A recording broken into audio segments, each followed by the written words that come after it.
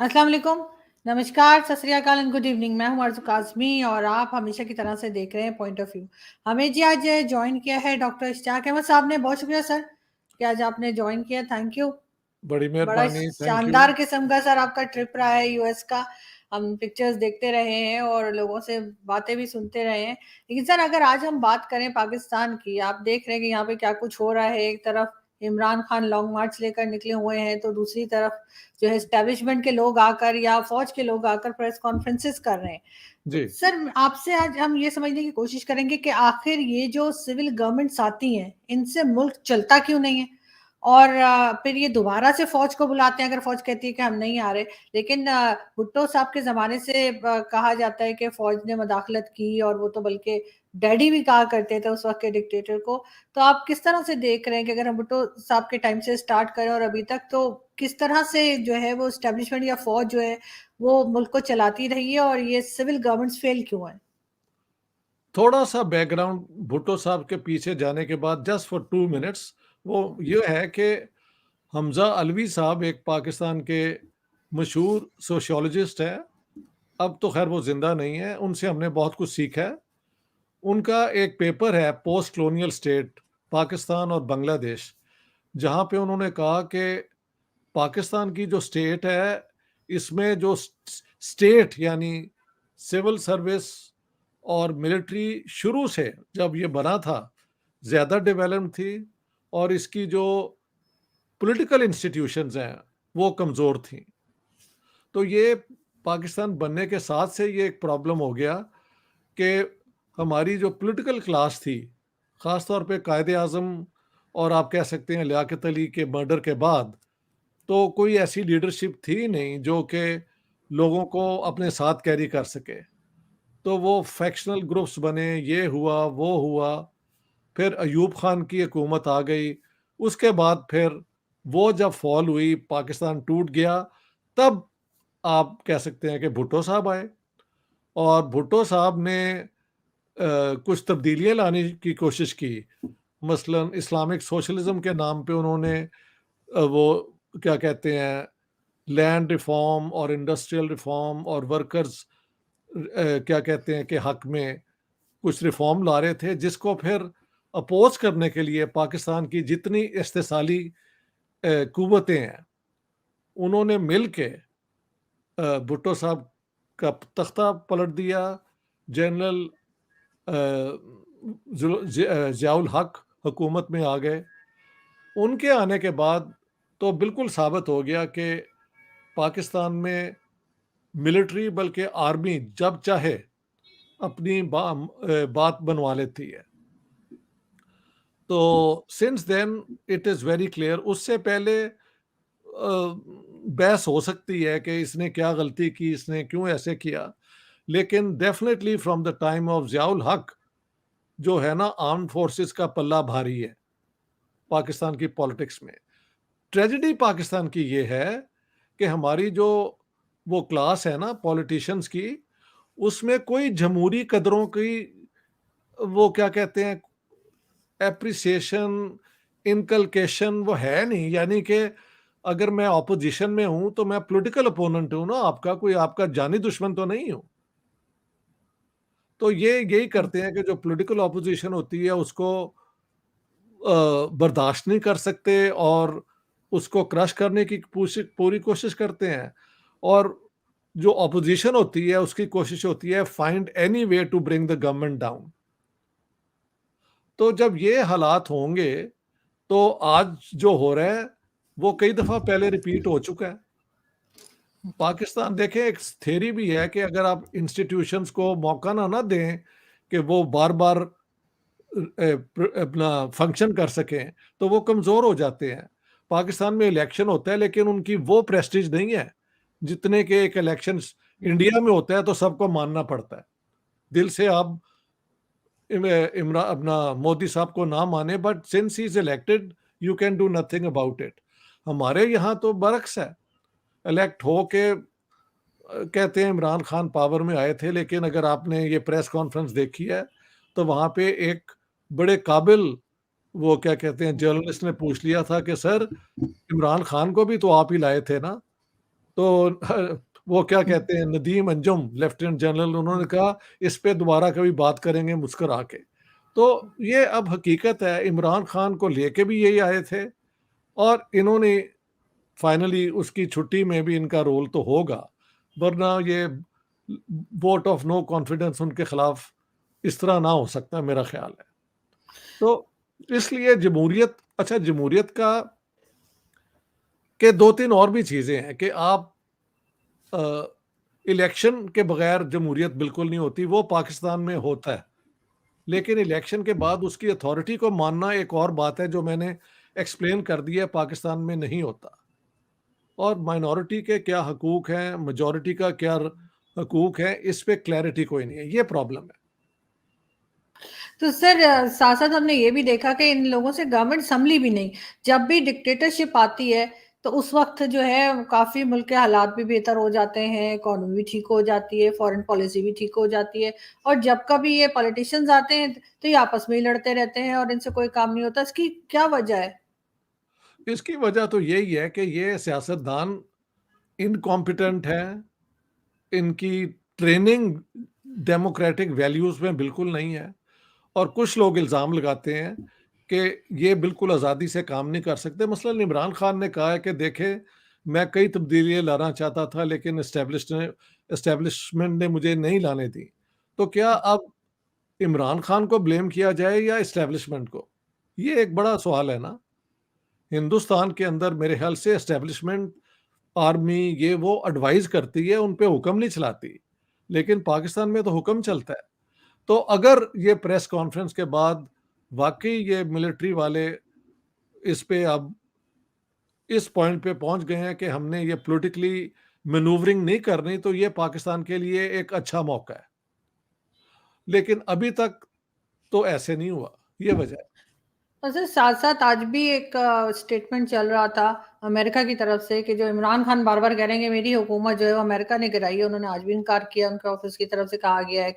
मैं देख रही थी कि प्रेस कॉन्फ्रेंस में कोई बात कर रहे थे, उन्होंने कहा ऐसा नहीं है, तो आखिर इमरान खान की गवर्नमेंट गिरा के उन्हें फ़ायदा क्या होगा? किन्हें, अमेरिका को? अमेरिकन्स को? जी। नहीं, मेरे ख्याल से अगर अमेरिकन्स ने गिराई होती, तो ये वो पेपर पब्लिक में लाते ना, आज तक वो पेपर ही हमने नहीं देखा। तो वो एक लोअर लेवल पे, जैसे मुझे समझ आई है, ये जो होते हैं डिप्लोमेट बड़ा फ्रीली एक्सचेंज करते हैं व्यूज़, लेकिन दैट डज़ नॉट मीन कि ये यूएस गवर्नमेंट की तरफ से ये हुक्म आया कि ये आप करें। Exchange of views at that level is very different from an American president और सेक्रेटरी ऑफ स्टेट वो फैसला करे कि पाकिस्तान को अब हमने रिजीम चेंज करना है। तो वो फैसला कोई पब्लिक में तो नहीं है, इल्ज़ाम ही है ना। और इमरान खान, आज तक वो पेपर पब्लिक में मैंने नहीं देखा, आपने देखा है? नहीं सर, मैंने भी नहीं देखा। तो वो जो आपने हिला भी रहे थे नहीं, इमरान खान प्रेस कॉन्फ्रेंस में ऐसे-ऐसे, तो वो फिर अपने एक रैली में, लेकिन दिखाया नहीं है। क्या पता उसके अंदर शेर लिखे हों अपना रोमांटिक, और वो क्या पता हमें ये सर घर बता का दिया। सौदा लिख के दिया हो घर बुशरा का बीबी ने सौदा, कि बिल्कुल। इमरान खान से पोएट्री की बजाय घर के सौदे का ज़्यादा चांस है। I agree, I agree. लेकिन सर पोएट्री तो उनके दूर से भी नहीं गुज़री, जैसा उनका मिज़ाज है। क्यों जी? हाँ, बिल्कुल, हाँ। मेरे ख्याल है सौदा ही लिख के दिया होगा बुशरा बीबी ने, तो वो मना बुरा मना गए होंगे। क्योंकि आज ले तक हमने हमने नहीं देखा, मैंने नहीं देखा, मैंने कई दोस्तों को भी जो पाकिस्तान में हुँ। वेल कनेक्टेड है, मैंने कहा यार वो मेरी नज़र से तो गुज़रे आए, मुझसे लोग पूछते हैं तो मैं क्या कहूँ? वो कहते हैं यार है ही नहीं। तो बिल्कुल है ही नहीं, हाँ, तो कहाँ से देखेंगे। कहाँ से लेकिन देंगे? सर हमने सर जो सिविलियन गवर्नमेंट है उनके तो हमने बहुत गलतियाँ हम गिनाते हैं और गिनाते रहे हैं। लेकिन सर आपके ख़्याल से एस्टेब्लिशमेंट या फ़ौज की जब गवर्नमेंट आई है या फ़ौज का शुरू से जो किरदार रहा है, आपके ख़्याल में उन्होंने कहाँ-कहाँ गलतियाँ की हैं जिसकी वज़ह से आज मुल्क का ये हाल है? देखिए, एक तो और एक ये भी बात है कि पाकिस्तान की जब भी फ़ौज आई है, तो हुँ, उन्होंने ये कहा है कि हमने अपने मुआशरे को, सोसाइटी को, स्टेट को बचाने के लिए हम आए हैं। उन्होंने ये नहीं कहा कि नेचुरल हुकूमत पाकिस्तान में फ़ौजी होनी चाहिए।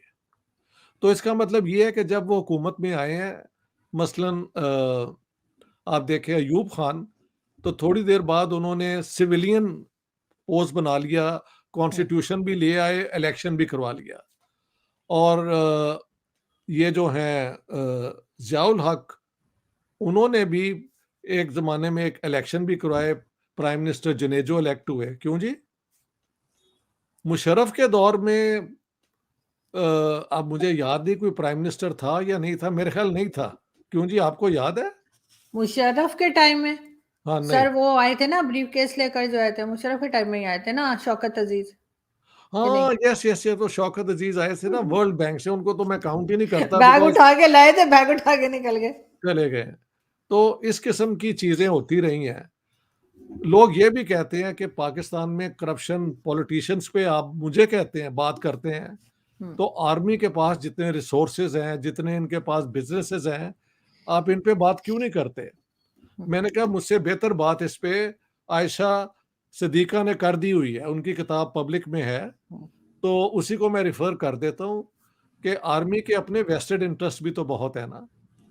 तो अ, देखिए, पाकिस्तान अगर अमन की तरफ आए और हिंदुस्तान के साथ, ये बार-बार मैं कहता हूँ, अब लगता है कि ये एक आर्गुमेंट ही मैं रिपीट करता हूँ, but what I am trying to say, अगर हमारे उनके साथ मिसट्रस्ट की बजाय ट्रस्ट हो जाए, तो दोनों के बॉर्डर रिलैक्स हो जाते हैं। आप 2 स्टेट्स भी हैं, आप इतनी बड़ी आर्मी, इतनी ज़्यादा कॉम्पिटिशन, मुझे कोई बता रहा था, ये ज़रा सुन लें कि पाकिस्तान का जो है ना एनुअल बजट, उसमें से 3.2% स्पेंड होता है आर्म्ड फोर्सेस पे, और इंडिया का हालांकि इन टर्म्स ऑफ नंबर्स बहुत ज्यादा है, लेकिन उनकी इकोनॉमी के साथ अगर रिलेट किया जाए तो 2.5 है।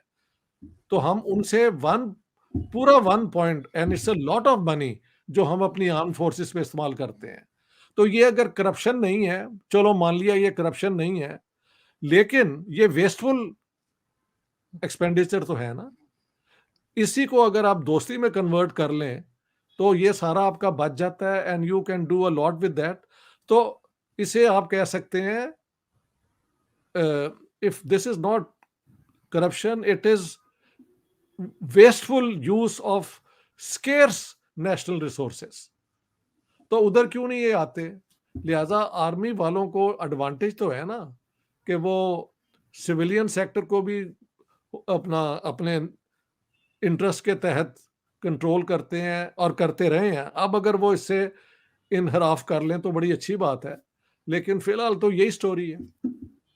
लेकिन सर ये हट पाएंगे आपके ख्याल से? ये जो बात कर रहे हैं अभी, इन्होंने पॉलिटिकल विंग बनाने की भी बात की है, आपने अगर वो प्रेस कॉन्फ्रेंस सुनी हो नहीं, डीजीआईएसआई की, तो उन्होंने कहा कि हम एक पॉलिटिकल विंग बनाने लगे हैं। अगर ये सियासत से हट रहे हैं, पॉलिटिक्स में इंटरफेयर नहीं करेंगे, तो पॉलिटिकल विंग की क्या जरूरत रह जाती है? ये अच्छा, मैंने ये फिर नहीं देखी, मुझे देखनी हम्म, चाहिए, ये एक नई डेवलपमेंट है। Never heard of a political wing of hmm, the army. हाँ, पीपल्स लिबरेशन आर्मी चाइना का तो है, लेकिन वो तो एक वन पार्टी डिक्टेटरशिप है ऑफ द, जो वो कहते हैं, कम्युनिस्ट पार्टी ऑफ चाइना। लेकिन पाकिस्तान तो अपने आप को जमहूरियत कहता है, और कहता है इलेक्शन भी होते हैं जैसे आप बात कर रही हैं। हम्म। तो वहां पे तो उसका कोई जवाज नहीं है। मैंने कभी नहीं सुना कि एक डेमोक्रेसी में इस किस्म की कोई विंग भी होता हो। एडवाइजरी विंग हो सकता है, दैट्स ऑल। उसकी भी कोई जरूरत नहीं है। Why why this? ये फिर मुझे प्रेस कॉन्फ्रेंस देखनी चाहिए थी आपसे बात करने से पहले। जी, बिल्कुल। लेकिन सर कोई बात नहीं, आप बाद में देख लीजिएगा, वो तो हम वीकली डिस्कशन करेंगे। लेकिन सर बात बात सारी यही है कि आर्मी की जो गलतियाँ हैं, वो आपके ख़्याल से क्या हैं, जिसकी वजह से आर्मी ने भी तो गलती की होगी ना, सिर्फ़ सिविलियन गवर्नमेंट्स की ही तो गलती नहीं है। नहीं, आर्मी भी जी, आर्मी की गलतियां तो ये हैं कि इन्होंने इस्लामिज्म को एक फ़लसफ़े के तौर पे दिया है। देखें, मेरी जो किताब है ना, ये पाकिस्तान द गैरिज़न स्टेट, इसको आप ज़रूर पढ़ें। उसके अंदर एक हुँ, पूरी डिस्कशन है।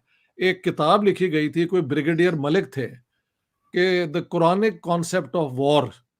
अब आप कुरान को ले आए हैं, उसके अंदर अपनी आइडियोलॉजी के अंदर कुरानिक कॉन्सेप्ट ऑफ वॉर है मेरे ख्याल नाम उसका। हुँ। और उसको फिर बड़ा मुकाम भी दिया गया, बड़े उस पे तबसरे हुए कि कुरान की अपनी थ्योरी है वॉर की। अब ये इस किस्म की चीज़ें तो आर्मी लेके आई है ना, एक ब्रिगेडियर रिटायर्ड थे, वो लेके आए हैं। ये ज़ियाउल हक के दौर में हुआ था। और सो इस्लाम को आप अब फौज के लिए भी इस्तेमाल करना चाहते हैं, जिहाद ये वो, तो इस किस्म की वो जिहाद फी सबीलिल्लाह जो वो बोला सारा जाता है। कुछ है, सारा कुछ है। तो पाकिस्तान को मैंने फोर्ट्रेस ऑफ इस्लाम इसीलिए कहा है ना अपनी किताब में, कि ये समझते हैं कि सारी दुनिया में इस्लाम का ये एडवांस्ड कॉलम है, वैनगार्ड है ये। हालांकि इनकी ना कोई पावर है ना इकोनॉमिक। देखे, दुनिया में अमेरिका की स्ट्रेंथ उसकी इकोनॉमी है और उसकी मिलिट्री पावर है। चाइना में उसकी growing economic power and military power. Russia की इकोनॉमिक पावर कमजोर हो गई हुई है, लेकिन मिलिट्री पावर क्योंकि सेकंड वर्ल्ड वॉर के बाद ये दो कोल्ड वॉर थी, तो वो अभी तक कायम है। पाकिस्तान की इकोनॉमी तो बिल्कुल अपना थर्ड वर्ल्ड जैसी इकोनॉमी है भाई, और कुछ इनकी एक्सपोर्ट भी नहीं है जो कि एडवांस फिनिश्ड गुड्स के हों। तो इनको इन हालात में एक इस्लामिक वैनगार्ड जो दुनिया में इस्लाम की वो क्या कहते हैं फ्रंटियर्स को डिफेंड करेगा, ये क्या नॉनसेंस है, मैं तो समझता हूँ। यानी you declare a commitment which is beyond your means। तो इस किस्म की बातें फौज की तरफ से बहुत गलतियां हुई हैं, और उन्होंने महल पॉलिटिशियंस को भी मनूवर करते रहे हैं। ये आज कहना चाहिए, क्योंकि मैं तो खैर किताब में प्रूव मैंने इसको लिख भी दिया हुआ है। बात यह है कि are they going to change और नॉट। मेरा तो ख्याल था इस प्रेस कॉन्फ्रेंस के बाद शायद तब्दीली आ रही है, लेकिन अगर कोई पॉलिटिकल विंग बन रहा है तो then there is a new development. आज ये बात, कल एक और बात, आई डोंट नो। ये तो खैर इन्होंने बिल्कुल कहा है अपनी प्रेस कॉन्फ्रेंस में। लेकिन सर अभी आप कहाँ जाता देख रहे हैं पाकिस्तान को? इस वक्त जो सिचुएशन यहाँ पर बनी हुई है, चाहे वो इमरान खान का लॉन्ग मार्च हो, इमरान खान ने तो खैर आज ये तक कह दिया है कि इनको चाहिए कि मार्शल लॉ लगा दें, और वही हाल है। ये तो इस किस्म की बातें भी कर रहे हैं कि अगर मतलब उनको नहीं ला रहे तो मुझे बेशक लगता मार्शल लॉ है लग जाए। इमरान खान का जो है ना लॉन्ग मार्च, कल मैं सुन रहा था नजम सेठी साहब के प्रोग्राम को, तो if that is to be believed, और वो एक सीरियस जर्नलिस्ट हैं, वो कह रहे थे हम्म। कि 2-3 हज़ार लोग ही होते हैं इनके जलसे के साथ जो ये लॉन्ग मार्च जा रहा है। तो शायद खान साहब को अब समझ आ गई है कि लोग सिर्फ जुलूसों के लिए नहीं बने हुए, दे गेट, उसे कहते हैं फटीग हो जाती है, लोग तंग भी आ गए हैं। और खान साहब इस किस्म की अगर बात कर रहे हैं कि आप मार्शल लॉ लगा दें, तो एक आप कह रहे हैं उनकी पॉलिटिकल विंग बन रहा है, इधर ये मार्शल लॉ लगवा रहे हैं। Where will Pakistan end up ultimately? Once again into another martial law? Well, what can we say? नहीं खैर, ये इमरान खान की एक एडवाइस है या इमरान खान की नहीं, एक मैं वही ख्वाहिश कह हो रहा हूँ, सकती मैं है कि वही वो कह कहते रहा हैं हूँ। अगर मैं नहीं तो फिर कोई भी नहीं। उनका तो वो हाँ, वाले साहब है ये ना। उनकी जो सोच है ना, ये इस पे कोई जमहूरियत नजर नहीं आती। This is not democracy, hmm. This is actually one man, क्या कहते हैं, fixated about his right to rule Pakistan. ये भी होता है कि ऐसे लोग समझते हैं कि उनके बगैर पाकिस्तान पता नहीं तबाह हो जाएगा, खत्म हो जाएगा। So psychologically may be he is very serious about what he says, लेकिन प्रैक्टिकली तो ऐसे नहीं है। उनके 4 साल मिले थे, इन्होंने कुछ भी नहीं अचीव किया, बल्कि पाकिस्तान का सत्यानाश हो गया उन 4.25 साल में। तो कहते हैं मुझे फैसले नहीं करने दिए तो रिजाइन कर देते। हम्म। आप कहते भी मेरी जिस लिए मुझे मैंडेट मिला था, I want to pursue it, and if you are not letting me, I resign, I go back to the people. क्यों बैठे रहे हैं? तो बात यह है कि हमारे पॉलिटिशियंस का भी कोई वो नहीं है, एक स्टेचर नहीं है स्टेट्समैन वाला, कि वो एक टेम्पटेशन किसे कहते हैं यार? सर ये हमारे मिच्योर नहीं हुए ना, हमारे जो हैं। हाँ, नहीं हुए। और कब होंगे mature? Imran Khan is pass 60, कितनी उम्र है इनकी? जी सर 70। तो 70, तो that's old enough for experience of life, and politics is another part of life यार, ऐसी भी कोई बड़ी बात नहीं है। तो सर ये भी तो फौज के पास से ही निकले हैं ना, एस्टेब्लिशमेंट ने ही तो इनको भी क्रिएट किया है। हाँ, वो तो वी ऑल नो, और अब तो वो एडमिट सिखाया भी कुछ कर, नहीं, सिखाया पढ़ाया एडमिट कुछ नहीं। एडमिट भी किया है उन्होंने, आईएसआई के जो डीजी हैं भाई इस्माइल, के इस पे हम्म। बात फिर करेंगे। तो बात पक्की है, अब क्या किया जाए? वैसे तो देखा जाए, नवाज शरीफ को भी ले ही लेके आए थे। हम्म। भुट्टो अगे को भी नो यही लाए थे। हाँ जी, किसे? भुट्टो को भी यही लाए थे, भुट्टो साहब को। भुट्टो को भी यही लाए थे इन अ वे, सच्ची बात है, यही लाए थे। हुँ। तो क्या बेनज़ीर किया भी जाए? ऐसे ही आई थी, नवाज़ शरीफ भी ऐसे ही आए थे और इमरान खान, इवन अभी शहबाज़ शरीफ भी ऐसे ही आए हैं, अगर अभी अभी के आप शहबाज गवर्नमेंट को शरीफ देख लें। आए, बिल्कुल ऐसे आए हैं। और शहबाज शरीफ साहब तो महल आर्मी को कल्टीवेट करने के हक में है, उनके भाई की सियासत और है, उनकी थोड़ी-सी और है। हुँ। तो वो तो बिल्कुल ही उनके साथ महल कोऑपरेट करने को तैयार है। लेकिन सर लास्ट में मैं यही पूछूँगी, क्या फ्यूचर क्या देख रहे हैं आप? इस वक़्त जो लॉन्ग मार्च चल रहा है और जो हंगामा है यहाँ पे, ये कहीं जाके रुकेगा या ब ऐसे ही बस कुछ दिन बाद इमरान खान बैठ जाएँगे? नहीं, मुझे लगता है इमरान खान की जो है ना ये लॉन्ग मार्च, ये फिज़ल आउट हो जाएगा। हुँ, ये बैटल ऑफ नर्व्स है ना, हुकूमत जो इसको पावर में है उसकी कोशिश यही है कि ये किसी तरीके से एग्ज़ॉस्ट हो जाएँ। इमरान खान की कोशिश जैसे आप बता रहे हैं वो ये है कि आर्मी किसी तरीके से इंटरवीन करे। तो finally you and I have to agree कि वी हैव टू सी कि आर्मी अब कैसे इस पे हुँ। रिस्पॉन्ड करेगी। दोनों की तरफ से पोजीशन ये है। तो बिल्कुल लेट्स सी सही। What happens. फ्यूचर पाकिस्तान का तो चलता ही रहेगा बिकॉज़ मेरी एक और भी थ्योरी है, Pakistan is too big a state जिसको दुनिया फेल होने नहीं देगी। तकरीबन तकरीबन नहीं होने हुँ, देगी, क्योंकि अगर ये कोलैप्स कर जाता है, हाफ अ मिलियन पाकिस्तानी अगर यूरोप में आ जाएँ तो वो तो उनका सारा वेलफेयर सिस्टम, रेफ्यूजी हुँ, सिस्टम कोलैप्स कर जाएगा। Nobody wants any more. Sweden के अंदर उन्होंने सारे लॉज चेंज कर दिए, इतनी लिबरल हुँ, पॉलिटिक्स होती थी। यहाँ पे राइट विंग पॉलिटिक्स आ गई है, हुकूमत आ गई है, इटली में आ गई है, हर जगह पे दरवाजे बंद हो रहे हैं। तो पाकिस्तानियों का बाहर जाके पनाह लेने का भी रूट बंद होता नज़र आ रहा है। तौबा, तौबा, तौबा! I don't want Pakistan to collapse honestly. बिल्कुल, होना भी नहीं नो, नो, चाहिए सर, नहीं और होना चाहिए। इन लोगों को थोड़ी-सी अकल करनी चाहिए, चाहे वो एस्टेब्लिशमेंट के हों, चाहे वो कोई नहीं। तो पॉलिटिशियंस हों, इन सबको थोड़ा-सा मेरी अकल वैसे मेरी करके सँभालना चाहिए। जी। 2 चीज़ें हो सकती हैं। एक, इलेक्शन जो हैं वो कॉल कर लिए जाएँ, नॉट हुँ, जैसे इमरान खान कह रहे हैं, बट लेट्स से अ, मई या जून, मगर उसमें तो बहुत गर्मी होती है। उफ़! है डेट अगस्त की है इलेक्शन की? अक्टूबर की है सर। अक्टूबर की है। तो या तो वो अप्रैल में करवा लें, एक ऑप्शन ये है, या वो केयर टेकर गवर्नमेंट एक बना दें। हुँ, एक ये भी सॉल्यूशन है, केयर टेकर गवर्नमेंट बनाई जाए, इम्पेकेबल यानी जिन पे कभी कोई हुँ, किसी ने शक नहीं किया। वो जस्टिस हो सकते हैं, वो हाई रैंकिंग एकेडमिक्स हो सकते हैं, हालाँकि पाकिस्तान के हाई रैंकिंग एकेडमिक सर यहाँ पे जो सब है पे शक है, वो कोई मेरी कोई नहीं है सर, एकेडमिक वाले भी नहीं है। जिस फील्ड को मैं जानता हूँ वहाँ पे तो मुझे कोई नज़र नहीं आता। साइंटिस्ट जो हैं, उनको लेके आएँ और पाकिस्तान को प्लीज़ कोई चांस दें कि आगे बढ़ने का। ये सारी बकवास खत्म करें, इकोनॉमी को आप डेवलप करें अपने इस रीजन के अंदर। रैशनल कैलकुलेशन कहते हैं, यार आज तक मुझे समझ नहीं आती कि मैं जो पढ़ाता रहा हूँ इंटरनेशनल रिलेशंस की थियरी, वो यहाँ पे पाकिस्तान पे आके फेल क्यों कर जाती है? कि states always work out their best interest. Pakistan की जो रूलिंग एलीट है वो अपने बेस्ट इंटरेस्ट को स्टेट का बेस्ट इंटरेस्ट बना देती है। हुँ, इस कंफ्यूजन को खत्म होना चाहिए। पाकिस्तान का बेस्ट इंटरेस्ट ये है कि यहाँ पे इकोनॉमिक डेवलपमेंट हो, ट्रेड बढ़े, और without India you can't do it. That's that's my opinion. Mend your fences with India and go ahead.